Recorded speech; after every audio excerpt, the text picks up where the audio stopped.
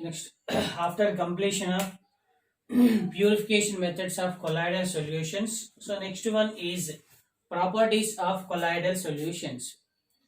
Actually, properties of colloidal solutions are broadly classified into two types. One is colligative properties.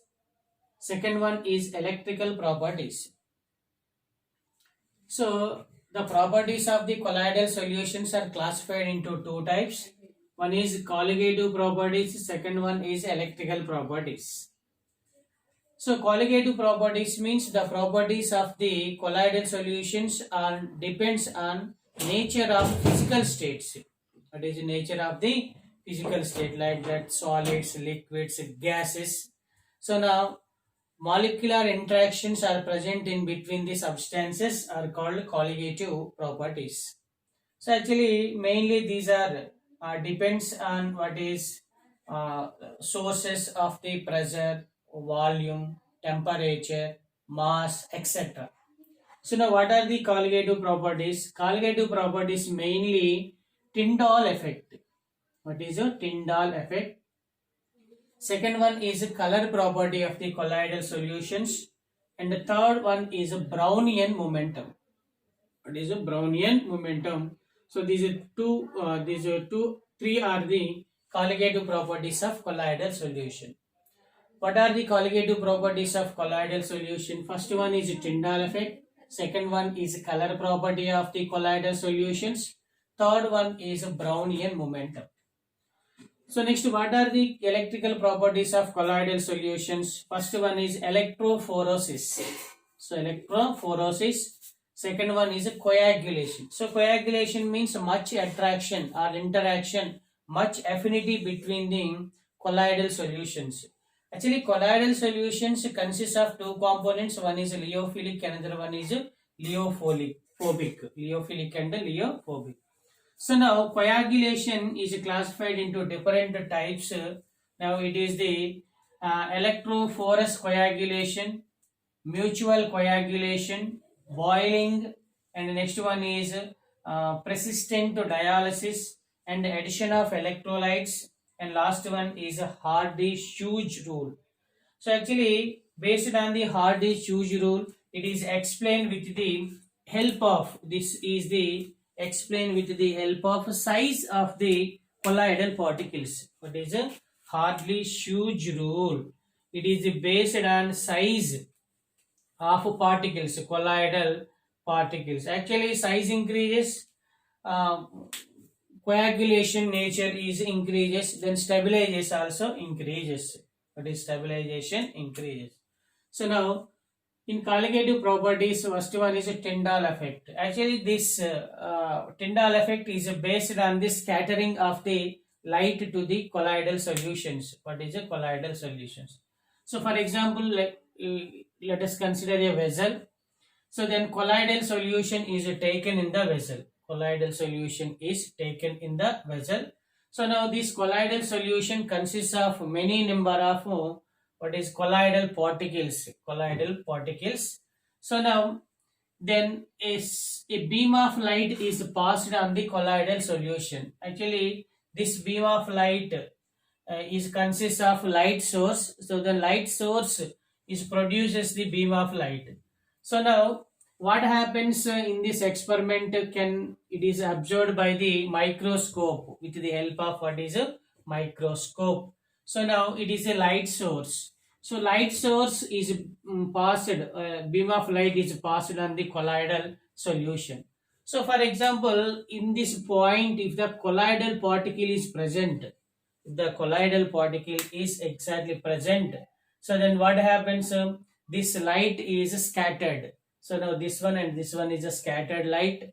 If no colloidal particles are present at this point, it is a transmitted light. Transmitted means the beam of light is a travel in a straight line with linear combination. What is a linear combination? So then now this obtained this arrangement is known as a Tyndall cone.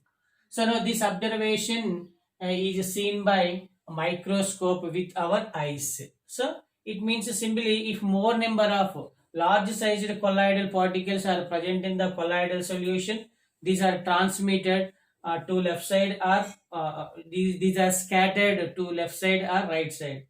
If size is very small, then light is passed or transmitted in a linear or straight line.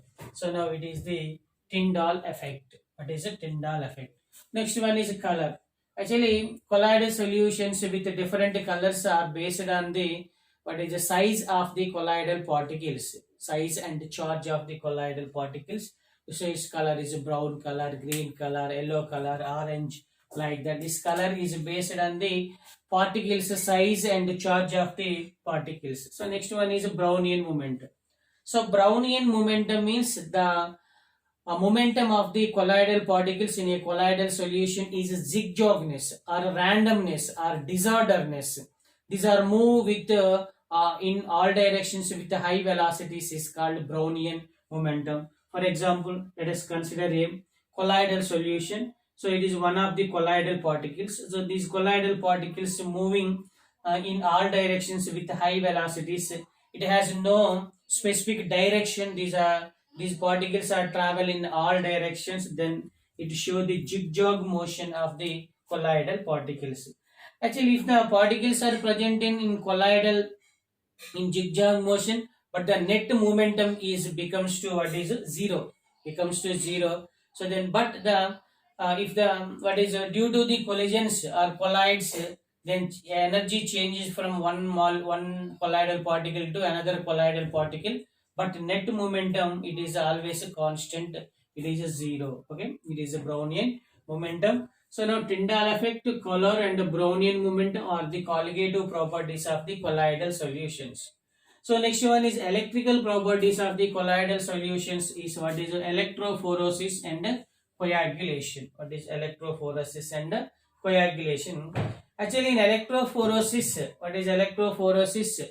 The soul means colloidal solution which consists of positively charged ions and negatively charged ions. So now electrophoresis consists of positive charged souls and these are the negative charged souls. So what are the examples of positive charged souls? Hydrated metallic oxides. Hydrated means with water and metal oxides. So then aluminum oxide XH2O. X means number of 2 or 3 number of water molecules. So aluminum, hydrated aluminum oxide, a hydrated chromium oxide. These are all the hydrated metal oxides. Second one is a basic dye stuff. And what is HB? HB means it is present in blood, hemoglobin. So then the oxide salts. What is a titanium oxide, manganese oxide, like that. These are all the examples of positive salts. So negative salts. Actually, negative salts are the metal salts. Metal salts. So iron, Fe metal, arm gold metal, silver Ag metal. So these all are the negative salts. So metallic sulfides wherein arsenic, cadmium, what is antimony sulfides, AH2S3, CDS, cadmium sulfide, antimony sulfide, arsenic sulfide. These are all the examples of negative salts. Next one is acid distuff. Actually, basic distuff is belong to positive salts. Acid distuff are belong to what is negative salts. So then next one is starch, gum, gelatin, clay. These are all the examples of the what is negative salts. So now next one is actually remaining part of the what is generally wherein simply Hardy-Schurz is the very important. Actually, this law is based on the size of the particles. So now size of the particles and charge of the particles. If the charge is increases, then it is more stabilizes. So for example, what is Al plus 3? What is Cu plus 2? For example, Ag plus. So then the ion with more charge means positive charge more. So these are more stabilizes. So the colloid is more stable. So now next remaining parts is what is coagulation. Actually, it is the coagulation process. Coagulation means combining nature. Coag. So actually colloidal solutions consist of two components. One is a small size particles, another one is a large size particles, dispersed phase and dispersion medium, lyophilic souls and lyeophobic souls. So then coagulation between the different particles in the colloidal solutions. So then protective colloids. Actually colloids are unstable. Then to add the external substance to the colloid, then unstable colloid converted into colloidal solution. The externally added substance is known as a colloidal protective colloids. Actually colloids in everyday life, daily life. So many applications and many uses are present in the what is the daily life of the colloidal solutions. So these are the simply properties of the colloidal solutions. So what are the properties of colloidal solutions? First one is colligative properties, second one is electrical properties. So now in colligative properties, Tyndall effect, color and Brownian momentum. In electrical properties, electrophoresis, coagulation. So coagulation consists of electrophoresis coagulation, mutual coagulation, boiling and persistent dialysis, addition of electrolytes. Then next one is shortly Schussele law. Actually this law is depends on what is depends on the charges. Greater charge of the ion, greater is the coagulation ability. Best example, Al plus 3, Mg plus 2, Cu plus 2, Ag plus Na plus, so then etc. For example, in the place of Cu plus it is Mg plus 2, so then it is Na plus, like that. More charges, more coagulation is present. So it is the colligative properties and electrical properties of the colloidal solutions. What is a colloidal solutions?